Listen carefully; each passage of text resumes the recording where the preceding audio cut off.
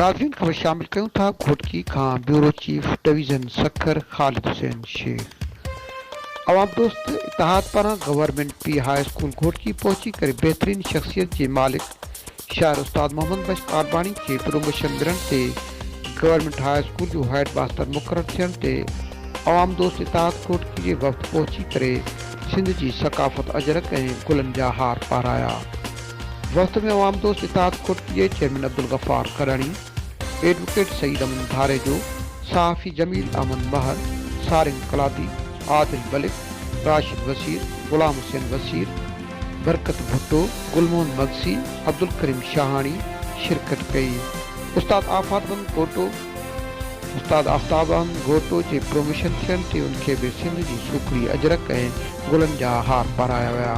आवाम दोस्त इतिहाद जी अगवाननि के physics, chemistry, biology, culture, Latif halls में सचल पार्क जो विज़िट करायो वियो।